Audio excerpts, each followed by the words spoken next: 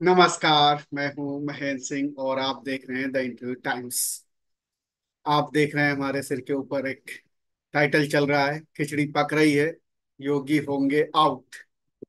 दरअसल जिस तरीके से सियासत उत्तर प्रदेश की बदल रही है, लगातार एक के बाद एक डेवलपमेंट आ रहे हैं, उससे तो यही लग रहा है कि क्या उत्तर प्रदेश में सब कुछ ठीक ठाक नहीं चल रहा है। केशव प्रसाद मौर्य जो डिप्टी सीएम है और योगी आदित्यनाथ जो सीएम है, उनके बीच में मामला कुछ गड़बड़ चल रहा है। एक दूसरे के खिलाफ लामबंदी शुरू है और ये कहा जा सकता है कि केशव प्रसाद मौर्य ने अभी हथियार नहीं डाले हैं। उनकी जो गतिविधियां हैं वो बहुत ही अ, खुलकर हो रही हैं और वो खुलेआम, एक तरीके से कहा जाए क्रिकेट की भाषा में, बैटिंग कर रहे हैं। लगातार वो एक्स पर एक के बाद एक पोस्ट कर रहे हैं, तमाम नेताओं से वो मुलाकातें कर रहे हैं। ऐसा लग रहा है कि वो लामबंदी कर रहे हैं, योगी आदित्यनाथ के खिलाफ अपनी टीम मजबूत कर रहे हैं। कौन कौन से नेताओं से वो मिले वो भी आगे आपको बताएंगे। लेकिन ये जो बैकग्राउंडर है इसका, ये अभी खास तौर पर अगर एक हफ्ते की बात की जाए तो ये 14 जुलाई को एक बार केशव प्रसाद मौर्य ने बहुत ही अपने एक तरीके से सुर बदले और बहुत बड़ी बात वो कह रहे थे। वो ये कह रहे थे कि संगठन सर्वोपरि होता है, सरकार से बड़ा संगठन होता है। और ये लगातार वो संगठन संगठन संगठन कहते आ रहे हैं। काफी इसी से एक अंदाजा लगाया लोगों ने कि खटपट इतनी ज्यादा है कि अब वो सार्वजनिक हो गई है। अंदर खाने पार्टी के अंदर इन दोनों नेताओं में पट्टी नहीं है, ये ओपन सीक्रेट है, इसमें कहीं कोई दो राय नहीं है। जब पहली बार सरकार बनी थी, योगी आदित्यनाथ आए थे और कहा यह जा रहा था कि केशव प्रसाद मौर्य मुख्यमंत्री बनने वाले थे, डिसीजन हो रहा था, तभी योगी आदित्यनाथ को कुर्सी दे दी गई। और उसके बाद से केशव प्रसाद मौर्य अपने आप को किसी तरीके से एडजस्ट कर रहे थे, लेकिन इस बार ऐसा लगता है कि वो अब एडजस्ट करने के मूड में नहीं है। 14 जुलाई को फिर वो जब केंद्र के बड़े नेताओं से यानी शीर्ष नेतृत्व से मिलने गए दिल्ली, मुलाकातें हुई, तो ये माना जा रहा था कि वहां कुछ समझाया गया है, कुछ शांत रहने के लिए कहा गया होगा। सियासी दूरियां जो हैं उन आपस में एक दूसरे के बीच में, योगी आदित्यनाथ और केशव प्रसाद मौर्य, शायद ये समझाया गया होगा कि शांत रहिए। लेकिन ऐसा लगा नहीं, क्योंकि वहां से निकलने के बाद फिर उन्होंने कहा कि संगठन बड़ा होता है, सर्वोपरि होता है, कार्यकर्ताओं का मान सम्मान सर्वोपरि है। उसके बाद से लगातार वो अपने आवास पर, कालिदास मार्ग लखनऊ, 7 कालिदास मार्ग पर उनका कैंप कार्यालय है, और वहां पर वो लगातार मुलाकातें कर रहे हैं तमाम नेताओं से। उसमें बड़े नेता, छोटे नेता, विधायक, पूर्व सांसद, दूसरी पार्टियों के बड़े नेता, अध्यक्ष, उन सब से मुलाकात कर रहे हैं। किन किन से मुलाकात किया, जरा एक बार मैं आपको बता देता हूं, उसके बाद बात करते हैं कि इन मुलाकातों का क्या मतलब है। और ये जो मुलाकातें कर रहे हैं वो कोई छुपकर मुलाकातें नहीं हो रही, बाकायदे उनकी फोटो, उनके बारे में सब कुछ वो अपने एक्स अकाउंट पर लिख रहे हैं। आप से उन्होंने जो मुलाकात की, वो जो सबसे बड़े नेता, एक तरीके से कहा जाए पॉलिटिकली अभी उनके सहयोगी भी हैं, और छोटे दलों में जो खूब चर्चित रहते हैं, उत्तर प्रदेश में बहुत सारे छोटे छोटे दल हैं, उनमें जो बहुत ज्यादा चर्चित रहते हैं वो है सुहेल देव, भारतीय समाज पार्टी के राष्ट्रीय अध्यक्ष, और अब कैबिनेट मंत्री भी हैं उत्तर प्रदेश सरकार में, ओम प्रकाश राजभर। उनसे उन्होंने मुलाकात की और उसकी फोटो डाली बाकायदे।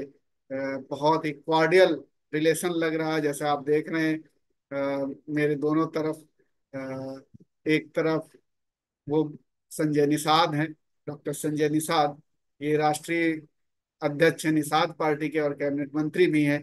दूसरी तरफ आप देख रहे हैं कि ओम प्रकाश राजभर हैं, और किस तरीके से दोनों बड़े आत्मीयता के साथ मिल रहे हैं। तो ये फोटो भी उन्होंने ही डाली है।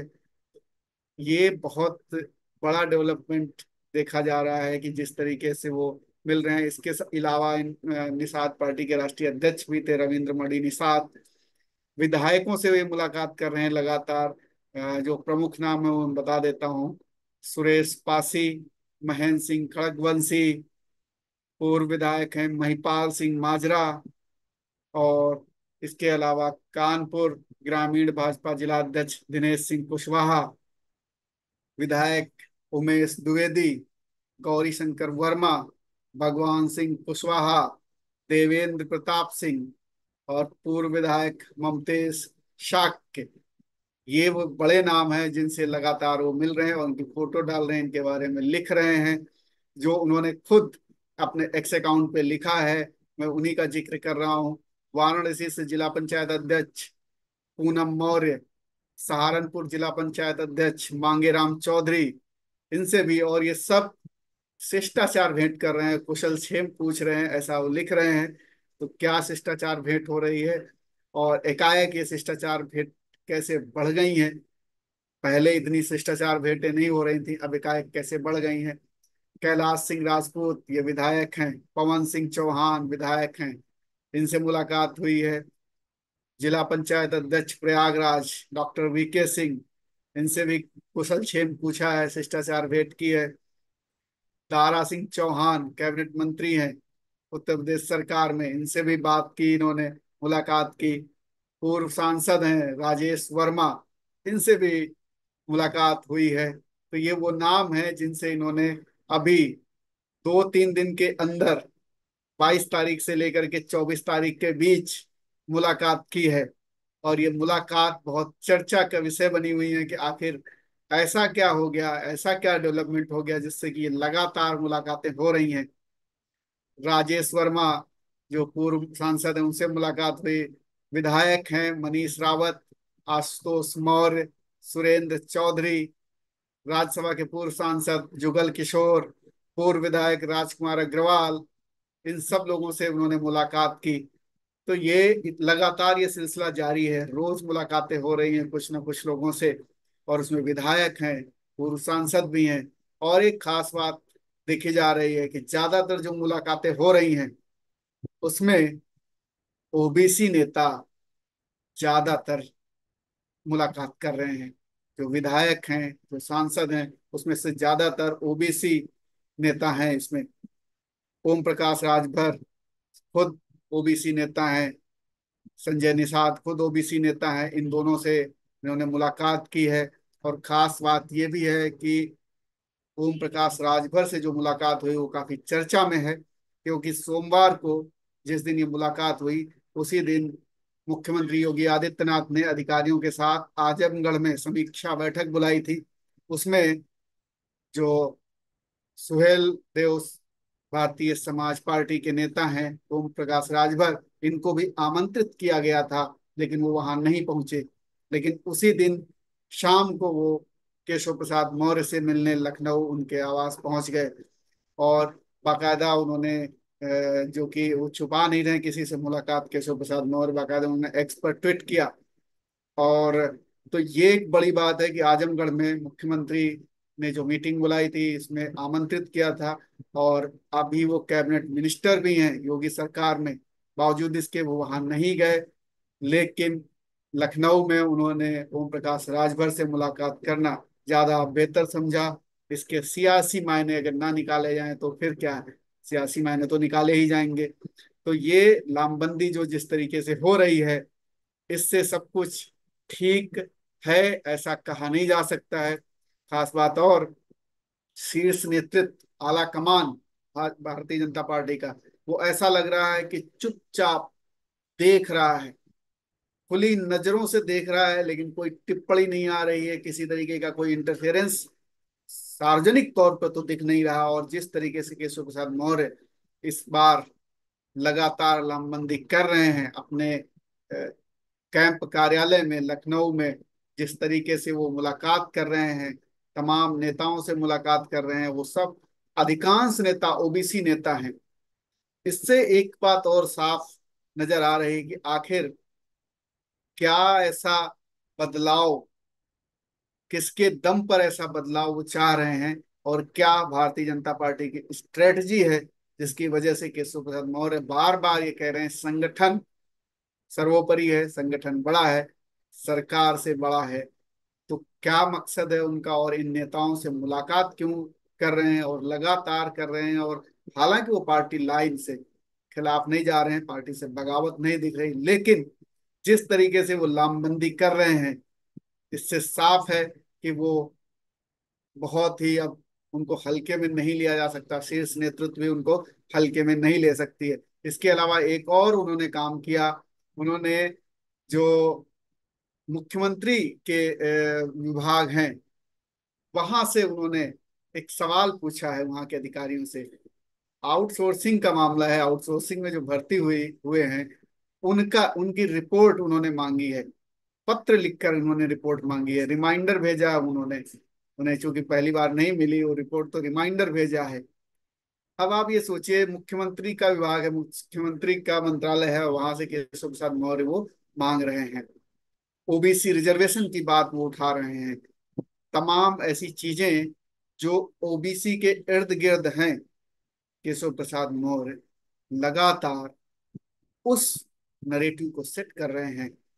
इसका मायने क्या ये है, क्या वो ओबीसी के, उत्तर प्रदेश के सबसे बड़े नेता अपने आप को साबित करने की कोशिश कर रहे हैं?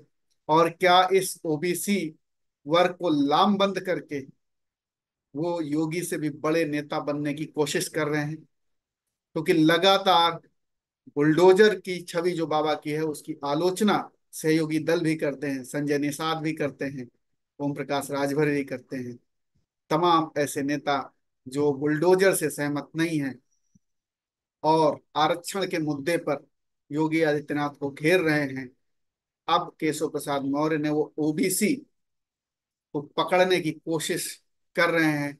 और इसको देखते हुए तमाम ओबीसी नेताओं से मुलाकात कर रहे हैं, और जिस तरीके से इस बार जो रिजल्ट आए लोकसभा के, उसमें ओबीसी वोटर्स ने बहुत ही अलग पैटर्न पर वोटिंग की, और इससे अखिलेश यादव अच्छी खासी तादाद में जीत के आए।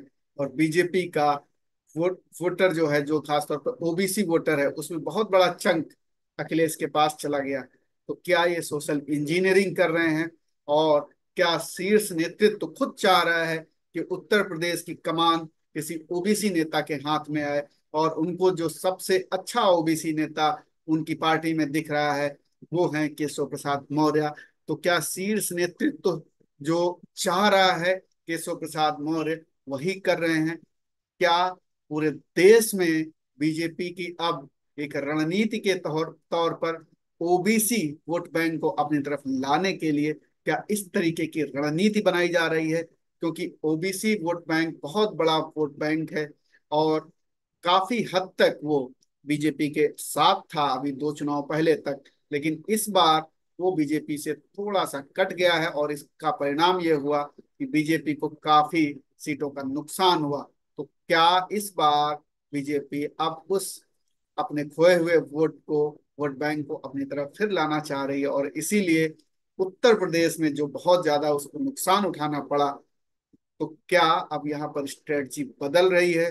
और केशव प्रसाद मौर्य को आगे करके, और उनको ये कहा गया होगा, फ्री हैंड दिया गया होगा कि आप सहयोगी दलों को अपनी तरफ रखिए, अपने तरफ लामबंद कीजिए। इसके अलावा तमाम विधायकों को, जो कि जब मौका पड़े और उनसे जब बात की जाए कि किसके साथ हैं आप, क्योंकि ये केंद्रीय नेतृत्व तो एकाएक ऐसे फैसला तो ले नहीं सकता, उसको भी दिखाना होगा कि वो डेमोक्रेटिकली फैसला ले रहे हैं। योगी आदित्यनाथ को अगर हटाना है, आउट करना है, तो ये केंद्रीय नेतृत्व निश्चित तौर पर विधायकों से पूछेगा, क्या आप किसको पसंद करते हैं, केशव प्रसाद मौर्य को या योगी आदित्यनाथ को? और जो वहां से फिर ऑब्जर्वर की निगरानी में तमाम बैठकें होंगी, और उसके बाद ये अगर निकलता है कि केशव प्रसाद मौर्य के पक्ष में ज्यादा विधायक कहते हैं, तो फिर योगी आदित्यनाथ के बचाव के लिए कुछ नहीं होगा। वो किस आधार पर ये अपना अपनी सीट को बचा पाएंगे।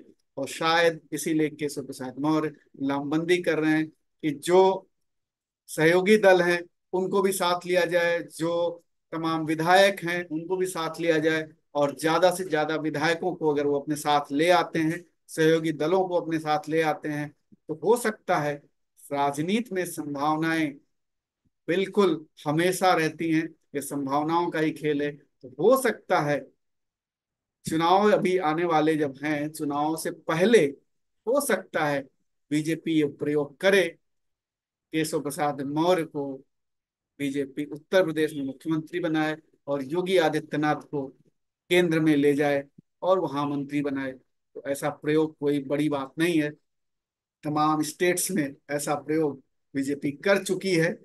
और अगर शीर्ष नेतृत्व ये ठान लेगा तो फिर कोई रोक नहीं पाएगा। योगी आदित्यनाथ का जो एक कहते हैं कि उनका बेस है, उस बेस को अगर कमजोर केशव प्रसाद मौर्य कर ले जाते हैं और अपनी तरफ विधायकों को कर लेते हैं और ओबीसी नेताओं को कर लेते हैं, तो ये उनकी अपनी जीत होगी। और इसके आधार पर वो बीजेपी के शीर्ष नेतृत्व को ये कह पाएंगे कि देखिए, हमारे पीछे भी बहुत सारे विधायक सहयोगी दल खड़े हैं, अब समय आ गया है कि हमें मुख्यमंत्री बनाया जाए।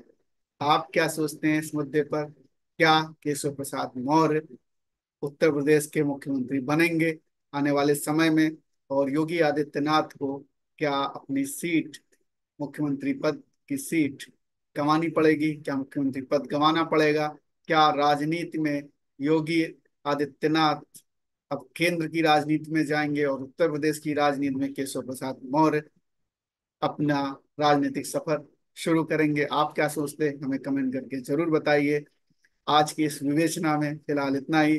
जो लोग नए हैं उनसे आग्रह है कि वो सब्सक्राइब कर लें, जिससे कि आपको समय रहते नोटिफिकेशंस मिल जाए।